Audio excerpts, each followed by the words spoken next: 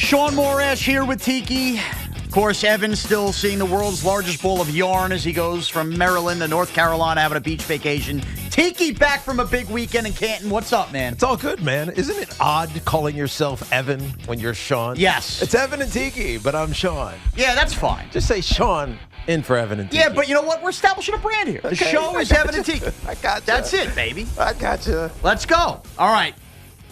A weekend that could have been yesterday, Tiki, ends with a thud for the Yankees. And where I say I won't get fooled again, I'm serious. Yesterday, I got to be honest, even as negative as I've been as a Yankee fan, I was a little giddy at the idea of beating the Astros in a series, stringing something together, taking 3 or 4 from them, closing that gap of the American League Wildcard, and before you could blink, Carlos Rodon essentially gave the Yankees no shot. Now, they would fight back, tie the game, because Urquidy and the rest of the Astros staff couldn't find the plate. But again, the Astro offense was too much down the line. And Carlos Rodon once again spit the bit and put the Yankees in a spot where the hole eventually was too much to overcome. He leaves with the injury, and everything that we built up, everything that we've tried to focus on. Well, if the Yankees make the playoffs, they could have Cole and Rodon, 1-2. That's the special. Rodon is now in automatic loss territory, the same way Luis Severino gave them nothing Friday was, Tiki. And that's exactly why I am done getting roped in and excited for these games, thinking the playoffs even matter for this team. So you've had an issue with Carlos Rodon for a while now. Probably going back to the Angels game where he was terrible, 4 1/3. He pitched that game, 6 runs he gave up, I think, maybe 7, whatever it was. He gave up a couple home runs. He walks off the field and he gives the business, or at least the kiss. Yes. But it was effectively the business to a fan who was sitting over top of the Yankees dugout and had been harassing him the entire time because he's been terrible. Carlos Rodon was hurt all season, and when he came back, he has not been great, save the one start that we were actually at. Maybe we should go to more games. Exactly. The Subway Series against the Mets, he was great. What does it say about the Mets, by the way? Yeah, true. Good point. Good point. But you've had this issue with Carlos Rodon maybe since he signed, because he signed, we knew what his injury history was. He then misses the first 2 months of the season, comes back, is not good, save for one start, and you wanted to boo him. You've wanted to boo him ever since he's been a Yankee, I think, in your mind. And maybe it's earned. But the issue becomes this Yankee team still has the chance to get into the postseason. Now, they got to catch Toronto. They're 4.5 games back. Obviously, that's from the wild card. The division is long gone, as we can imagine. But the wild card is still available for them. And I know it's so easy to get on Carlos Rodon. It's easy to get on Aaron Boone. Heck, Cashman going back to the trade deadline. It's easy to find the criminal. But isn't it just as easy to still believe that something could happen going forward? That ain't easy, T. Well, I mean, I know, but I know it's not easy. But it is the reality of where this Yankee team is. I'm not going to sit here and pretend that the Yankees are a good baseball team, because they're not right now. Rizzo is obviously out with the concussion stuff. Stanton, while he has been hitting for power as of late, he's still a liability in a lot of ways, especially because he's got to play right field a lot now. And we'll get to his liabilities in a little bit, too. DJ LeMahieu's not the same. Volpe is what he's been all season. He's a rookie, so what can you actually expect? Aaron Judge is Aaron Judge, but he can't do it by himself. The real question remains with the starting rotation. The starting rotation is the only thing that can save this Yankee season, and that is getting them to the postseason. Garrett Cole, he might win the Cy Young. So you at least got one, right? You got a guy every 5 days. Nestor Cortez comes back. Yes, he was on a pitch limit, but he actually did okay. They won that game, even though he didn't get the win, only giving up the home run. Very encouraging. Right? So Cortez, it's encouraging. And so I think if you're a Yankee fan at this juncture, unlike the Met fan who's given up and you're debating whether you should be tanking or not, the Yankee fan still has something to hope for, and it still feels a little bit real, despite what Carlos Rodon delivered yesterday. Yeah, and look, it felt like it really was real heading into yesterday. It felt like, oh my goodness, they have a shot. And in that inning, when the Astros couldn't find the plate and they made the switch from Urquidy and went to the pen, at that point, the Yankees tie the game at 5. Volpe gets hit by the pitch. Judge gets on. And, run by run is coming home. I was juiced yesterday. I said, this feels like it could be a turning point. But it was completely sucked out. And Rodon gave up the runs and was out of the game long before then. But he put this team in a hole that I'm shocked they were even able to come back and tie the game with. And as good as Cole has been, and as encouraging as Cortez is, and look, Clark Schmidt has been, I think, better than we may have thought he would be. We kind of hoped he wouldn't have to be in the rotation all year. They now, in my opinion, have 2 automatic losses every time through the rotation. And, oh, by the way, let's see if Rodon really ends up on the IL. They don't think it's long-term or anything like that as he leaves with the hamstring.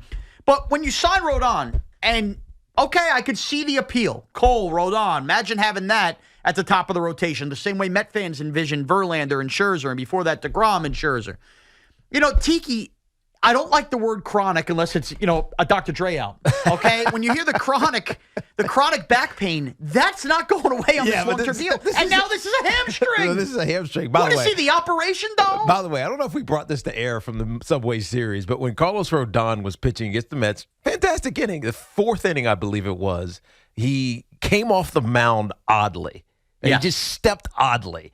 And I said, dude, he just hurt himself. Now, he went to the dugout. He only had one more pitch left in the inning. I think it was a line drive to center. I forget. I think it was Alonso. Alonso smashed one to center field. But went right to the clubhouse. Forget the dugout. Right, went straight to the clubhouse, came back out. And I said, okay, maybe he's fine. The next outing was not good. As we remember, the next outing was against, who did they play? Who was that right after? Tampa. It was a Tampa game. Gave up 4 runs in 4 innings. Gave him no shot out the gate in that game. No shot. He was bad. And then this game, he goes out after 2 2/3 because of a hamstring injury. To me, this is him still battling whatever injury it is. It could be the knee and a complication that caused the hamstring, or it could be the back still. Who knows what it is? But Carlos Rodon is not someone you can rely on right now. And I hear you. I know that's just why you're mad at him. But this, to me, is not terminal for the Yankee season. It's not, especially with Nestor Cortez coming back. And if he finds himself like he did last year, he's been off for a while, right? And eventually he's got to build himself back up. If Nestor gets himself right, then I still have to believe that the Yankees have a shot here. Now, there's many things that you can scream at. Cashman didn't do anything at the break. Even the guys that he brought he brought into last break, Afros and Trevino and Frankie Montas and all those guys. Remember those guys? I haven't seen any of them. They're not contributing here either. But as crazy as it sounds, they're still in this thing. And I think you have to believe in that. You have to. I know it's hard to because of what you see. They're 500, 3-3 in August. As you go back in July, it's not that much better. But still, this team is hanging around in spite of themselves. Well, and at some point, they got to start playing to their mean. They're playing below it now. They're playing below their how good they're supposed to be. They're playing way below it. If they just come average, this team has a chance to make the postseason. Yeah, and again, we've been waiting all year for them to come average. And Tiki, look, it's so easy to get in the game by game. It's baseball. It's a long haul. But I know There's Evan, 2 months left. I know Evan likes to do this, though. There's 2 months left, Shaun. 10 games of baseball represents a full game in the NFL, right? Yes. Well, we entered Technically, yes. We entered this 10-game stretch, which we all admitted on this show when we launched. Baltimore, Tampa, Houston. Paramount. They find a way to get a winning record out of there. Well, you look back now, those 10 games are over. 4-6. Herman gone for the year. Rizzo gone for who knows, maybe the year. Rodon hurt still, not giving you anything. And Luis Severino admitting he's the worst pitcher in baseball, only to follow that up with maybe a worse effort. And by the way, you want to say you have to believe, playing to your means, all of that. Even if the lineup starts to hit a little bit. Tiki, since Carlos Rodon has come back into the fold off the chronic back injury, the Yankees rotation possesses 2 of the 4 worst ERAs of starting pitchers in the American League, and Rodon and Severino. Now, you tell me, you can make the case for Cole, you can make the case for Stanton, Judge, everybody's starting to hit. If 2 out of every 5 games you play, you're going to give up 6 to 7 runs a game, which is what Severino and Rodon are pitching like. Yeah. How are you telling me I should have any faith in this team making the playoffs? And oh, by the way, last week, 3.5. Guess what it is now? 4.5. Yes, it is 4.5. But they lost the game. But again, that's one game if you're equating football, which we're going to be talking about consistently from now on. And are we not going to overreact to one game? If this thing doesn't turn around. But there's 2 months left in the season. So 40 or so games. So that's what, 4 weeks? So if in week 13 of an NFL season, if you're just a tad above 500, aren't you excited about your chances for the postseason? So that's how I look at this. I know baseball is different. We shouldn't even compare them because 1 week can truly destroy you in the NFL. 1 week, or in this case, 10 games, it hurts you in baseball, but it doesn't destroy you, especially if you're staying afloat.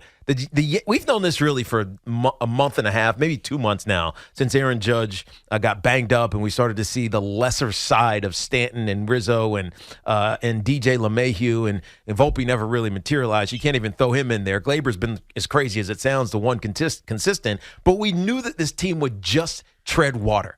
And now the question is, are they keeping their head above that water and treading, or are they starting to sink a little bit? It feels like they're sinking, but their head is still above water, Shaun. That's how I look at this Yankees team. Now, it's not exciting. You're not saying, oh, we have a shot to win the World Series, but you are saying we have a shot to get to the postseason. I've been saying this for a week plus now. This is the goal. That's their goal. That's their business model, and they have to do it, and I think they're closer than most people would give them credit for. Calls in a second, 877-337-6666. Well, Tiki, let me just leave you with this. You're telling me you have to believe all you got to do is get in. I can count, and there's probably more, 2 times I know from a Giant fan watching you play football. Mm-hmm. Your final season, and I bbelieve your rookie season. You were a 9-7 and an 8-8 playoff team. That's right. Did you really believe in that locker room you had a chance to go win it all? You know, honestly, at the 8-8 last year, the year that we beat Washington in week 17, we go to Philly because it's Philly. We think we can beat them. And up until the last drive, when Brian Westbrook, I think he got like 5 of the 8 touches, just moved down the field, and David Akers kicked the game-winning field goal. I honestly thought that we could win that year. I honestly believed it. Football's different because it's truly any given Sunday. But absolutely, it didn't matter what your record is. It's just getting to the second season. And that's how the Yankees have to think about this. They have to start getting right. They have to start getting healthy, most importantly, which is something they have not been able to do. This is likely an age thing. But they need to get right and healthy and confident. And even though it feels ugly right now, it is not over. Bobby is in Long Island. Bobby, you're on the fan. What's up, Bobby? I agree with Shaun with his injury history. This could be another Jacoby Ellsbury. He had injury-prone history in Boston. They gave him 7 years. Why couldn't give a Rodon 3 or 4 years? Why you have to give him 6 years with that injury history? But I guess the genius lifetime GM doesn't learn from his mistakes. That's the problem. Bobby is trying to make up for his mistakes by having to overpay pitchers because he keeps failing on the other pitchers. Well, listen, if he turned down 3-4 years, you go get a freaking left fielder, okay? I don't understand, I agree. What the urgency was. The pitching wasn't their problem. It was their hitting. That's why they didn't win. Well, I mean, honestly, Bobby, pitching did become their problem. And appreciate you coming. Pitching did become their problem pretty quickly because Sevy wasn't ready. Yeah. Right? Nestor pretty quickly looked less than he was a year ago, and then he got hurt. They needed the pitching. And I think it was more Cole insurance, too. Because if Cole were to ever go down, they wanted insurance that they could have another ace-like pitcher. Now, thankfully, that hasn't happened. But boy, you mean Cole not going down? Yeah, yes, exactly. You're right. Exactly. Right. No, he they're was an insurance They're taker. blessed that every 5 days they get someone. It's almost a guaranteed win. Mark is in Monmouth County. Mark, you're on the fan. Guys, thanks for taking my call. No problem, Mark. What's up, man? Thanks for making it. Yeah, so I take it as, listen, I totally understand, that Stanton shows his flaws. Volpe doesn't get his flaws shown as much. Obviously, he's been better, but if the Yankees were winning, I think we'd be paying more attention to Volpe. Obviously, Rendon's been hurt.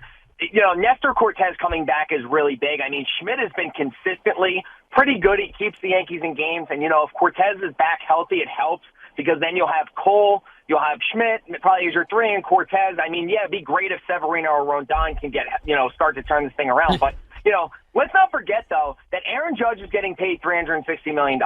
He has played now. This is his 8th season in the league. Counting the COVID year, he's only had, counting this year, 3 years that he's been healthy. Yeah. I get it, he's coming off of the toe injury, but he's 2 for his last 21, and this is a guy now, when you're getting paid this kind of money, okay, let's not make Stanton like the modern day, because he reminds me of Alex Rodriguez a lot. We always look for someone on the Yankees to blame, so Stanton is the A-Rod now of this team. That's true. Everything is always, when things are going bad, point to A-Rod when things were going wrong. Now it's Stanton. How about Aaron Judge? Like, you get paid all of this money, all right? All he is, 3 out of his 8 years healthy. I want to see more out of him.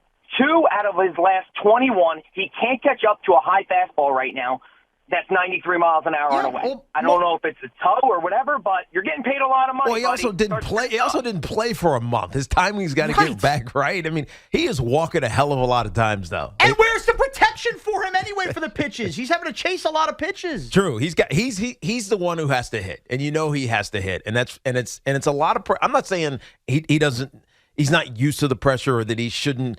He should be better under the pressure, but the fact is he missed a month plus of baseball. And he hasn't had a lot to swing at. He really hasn't. No. And I know that there's an urgency. Look, every star finds themselves at some point wanting to fulfill the whatever you know what I mean. The expectation is X. I need to do it, and you're going to find yourself pressing to do that. Now, maybe Aaron Judge is finding himself in that category because, let's face it, we all thought he was going to come back and be the savior. He was the missing piece for this Yankees team. And how many times has he heard that? How many times have his friends told him that? How many times have his teammates told him, can't wait for you to get back? Aaron Boone, everybody is telling him, Aaron Judge, we need you back. It's really hard not to start pressing in that type of situation or circumstance. Yeah, and Tiki, I would go one further. The team we're seeing this year is the team we likely see last year if Aaron Judge doesn't have an MVP-type year and hits 62 home runs. That's right. We're seeing the same warts that you should have all seen with the Yankees last year, but it was covered up by just an insane offensive year. And it's not as if Aaron Judge pulled a hamstring stretching in the outfield, which, by the way, you see Stanton always pull the muscles. He got hurt going all world through a wall to make a play to try to win a game versus the Dodgers. Yeah. So that's the difference between Stanton and Judge, and we'll get to Stanton basically not giving it all not to get hurt. John is in Oceanside. John, you're on the fan. What's going on?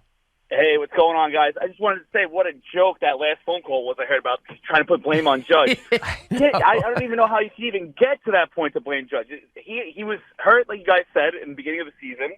He just got back. He looks good right now, too. Last year, he had 62 home runs. I'm not putting any of the blame on Judge. The only thing I would say, though, as the captain, I would like to know what's going on in that locker room. Is he's, what kind of leader he's being in the locker room with these guys? Well, I think this is an odd. It's a good question, John. I think it's an odd situation for Aaron Judge because he's clearly the leader of this team. He's the captain. I know that Garrett Cole is, in there talking as well, but Aaron Judge is the captain. But there's a couple of old heads that are in that locker room. Rizzo is one, DJ's one, Stanton is one. What's he saying to them? Hey, what's Aaron? Is he going up to, hey, Giancarlo, look, let's giving you a pep talk. Let's give it your all. Like, what's he saying to a veteran who's been around the game for as long as Giancarlo Stanton? Go get Rizzo. Him, slugger. Exactly. What is he saying? It's not like it's a team full of rookies or second or third year players who have this aura about him over top. It's just different. And so he can't talk to the vets in a certain way. Maybe he can encourage the younger kids in a certain, but it's a disjointed type of old guys, young guys, and nobody really meshing right now because nobody's performing and we're not winning consistently. So I know why you say it like this question that John just asked. I know why you say that. He's the captain. He should be the one screaming and yelling in the locker room, right? Think about the captain of a football team. Oh, you go out before game day, you're screaming and yelling, you're getting them jazzed up, you want them to run through a brick wall. Right. That's not baseball. Well, it's a sedentary. It's a still sport, right? It's obviously gotten more athletic over the years, but it's still a very still contemplative sport. There's only so much Aaron Judge can do, and to be honest, I think the best thing that Aaron Judge can do, the only thing that he can really do, is just play great. Yes, and that's taken some time because he missed almost 2 months with that toe injury. And not only that, I hadn't thought about the Aaron Judge captaincy. Like on the list of the Yankee problems, Aaron Judge as the captain firing up hasn't come to mind. But as much as I just killed the Yankees and said I'm tired of getting my hopes up and I won't get fooled again, this was probably the most adverse week the Yankees have had to go through all year off the field with whatever happened with Domingo Germán in that clubhouse. That's true. Whatever was going on with Anthony Rizzo, when you find out a teammate has post-concussion syndrome, for something that happened 2 months ago. You tell me the players aren't all talking amongst themselves about how that was handled and what happened there. There was no, grittier week behind the scenes for a team and a locker room, in my opinion, than what the Yankees just went through. And they responded by, before yesterday, taking 2 of 3 versus their bitter rival that has owned them over the last couple of years and essentially had the helium sucked out right off the bat by Carlos Rodon yesterday. So if you are going to play the Aaron Judge isn't doing enough as a captain game, well, counterpunch back. If the captain needs to say something to the team, it may be last week after what had just gone down, and they responded by playing well versus Houston early, only to have the 2 pitchers who can't get anybody out right now ruin the 2 games. Yeah, no, I mean, this is not on Aaron Judge. This is not an Aaron Judge problem. This is a starting pitcher problem. This is a Carlos Rodon. This is a Luis Severino. That's the issue. Some of those games that those 2 guys pitch, it's almost over in the first inning every single time. You feel it. Every single first, second inning, you feel like this game is out of reach. The Yankees cannot score enough. Now, they did score 7 runs yesterday, and they still had a chance to take 3 out of 4 from the Houston Astros. But let's not forget, the Astros are pretty damn good, too. Right? It's not like a foregone conclusion that the Astros are rolling over. Now, if this same thing happens against the Chicago White Sox this next series, then we have a real issue with this Yankee team. And even the Marlins, Tiki. And I don't want to hear where the Marlins are. They've played bad baseball lately. But I'm just saying, if they have troubles with the Chicago White Sox, then this Yankee team really has to start thinking about whether or not they're a playoff contender or not. Persona non grata remains Giancarlo Stanton. We'll get to what he did this weekend and what Tiki thinks if he was a teammate of Giancarlo in that spot.